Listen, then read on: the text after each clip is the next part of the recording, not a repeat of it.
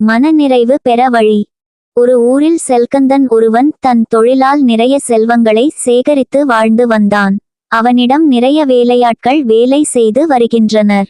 என்னதான் அவனிடம் செல்வம் இருந்தாலும் அவனது மனம் மட்டும் முழுமையடையவில்லை. அதற்காக அவன் ஒரு துறவியை சந்தித்து தன் பிரச்சனையை சொல்லி அதற்கான காரணம் மற்றும் தீர்வதற்கான வழியை தெரிந்து கொள்ள விரும்பினான்.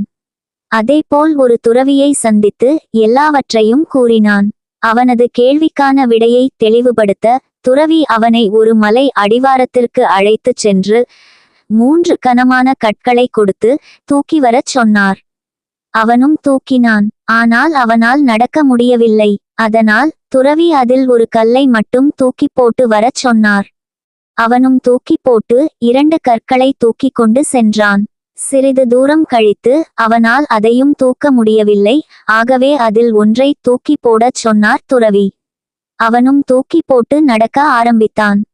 மீண்டும் சிறிது தூரம் சென்றதும் அவனால் முடியவில்லை. துறவியும் அதை தூக்கி போட்டு நடக்கச் சொன்னார்.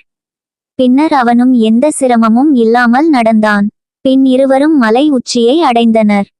அப்போது துறவி அவனிடம், உன்னால் எப்படி அந்த கற்களின் கனத்தை தாங்க முடியாமல் திணறினாயோ அதேபோல் தான் உன்னால் செல்வத்தை வைத்து கொண்டு நிம்மதியாக இருக்க முடியவில்லை. எவ்வாறு ஒவ்வொரு கல்லாக தூக்கி போட்டதால் நடக்க முடிந்ததோ அதேபோல் தான் நீ உன்னிடம் இருக்கும் செல்வத்தையும் அனைவருக்கும் கொடுத்து வந்தால் அவர்களது ஆசிர்வாதத்தால் உனக்கு ஒரு மனநிறைவு கிடைத்திருக்கும். எவ்வாறு மலை உச்சியை எந்த ஒரு கனமும் இல்லாமல் நிம்மதியாக அடைந்தாயோ அதேபோல் நீயும் நீண்ட நாட்கள் எந்த ஒரு மனக்குறையும் இன்றி நிம்மதியுடன் இருப்பாய் என்று சொன்னார்.